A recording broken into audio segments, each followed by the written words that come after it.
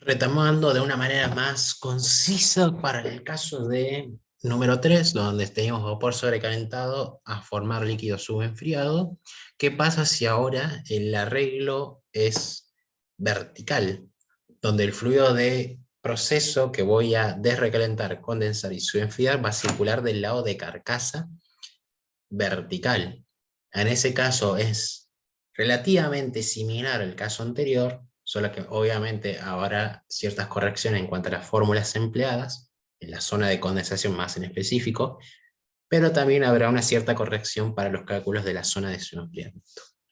Porque acá tenemos que tener en cuenta que el líquido que se vaya formando y luego justamente que se vaya condensando, se va a ir poco a poco virtiendo por efecto de gravedad en lo que sería el fondo de la parte de carcasa. Y en este caso particular, hay una cierta porción de tubos inundados, que no necesariamente afecta en su totalidad el área de flujo por el lado de carcasa. O mejor dicho, que no afecta el área de flujo por el lado de carcasa. En ese caso, justamente, el área de flujo del lado carcasa se calculará de manera normal, sin tener que despreciar ese término de subenfriamiento de tubos inundados. Y lo que sí debemos considerar ahora es que como esa inundación, esa película esas trazas, ese líquido subenfriado, va a ocupar ahora lo que sería una cierta porción de los tubos que se demarca en esa zona amarilla.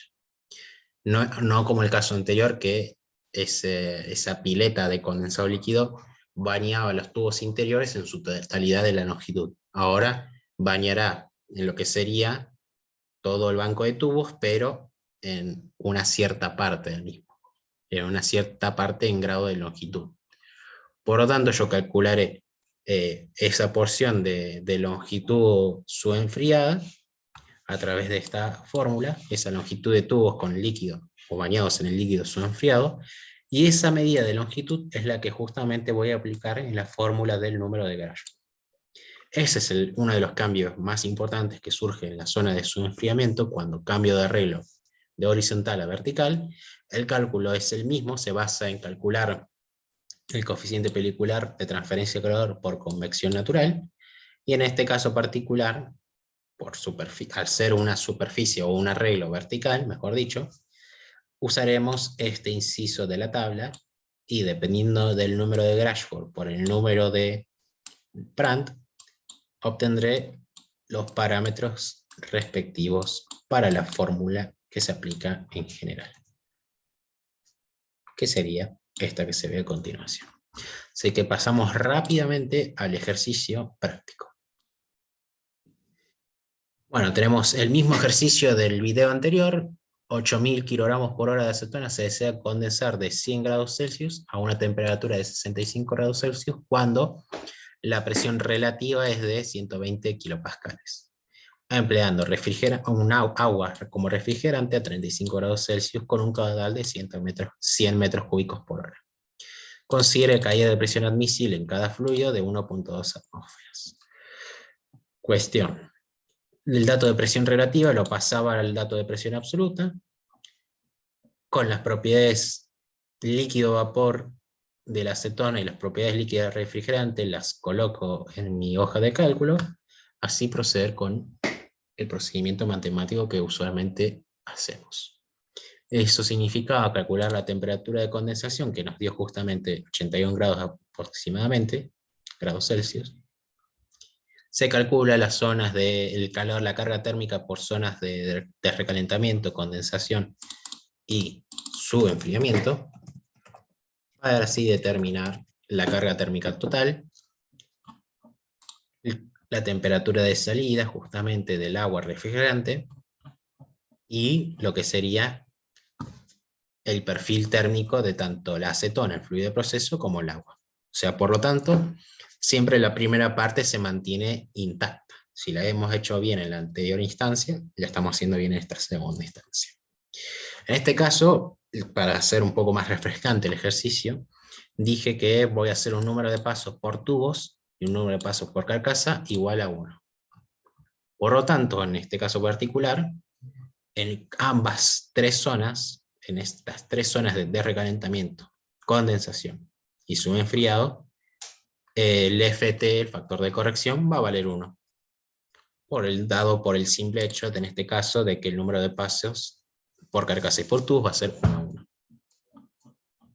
Calcularé el área de diseño en cada una de las zonas con el U de diseño respectivo, obteniendo así el área de diseño neta, y con los parámetros geométricos establecidos como longitud de tubos, diámetro externo, interno, arreglo y demás, podré definir cuál es el número aproximado de tubos, para así obtener el número de tubos reales y su correspondiente magnitud de diámetro de carcasa. Con eso obtener el área disponible del equipo en sí, el espaciamiento de los baffles, el número de baffles y el corte de los baffles. El agua refrigerante circula por los tubos, por lo tanto voy a tener en cuenta sus propiedades para el cálculo del coeficiente pelicular de los tubos, siempre chequeando que la velocidad sea entre 1 y 2 metros por segundo. Obtendré la medida del coeficiente pelicular interno corregido, y calculo el coeficiente ahora, punto y aparte, calculo el coeficiente pelicular del lado de carcasa.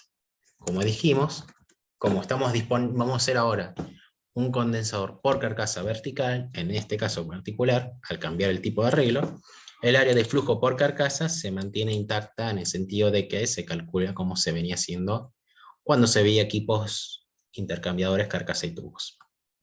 Sacaré la densidad de flujo másico del vapor, diámetro equivalente, esta temperatura de recalentamiento, que es la temperatura promedio entre la entrada y la condensación, propiedades de fase vapor para sacar el coeficiente pelicular de recalentamiento.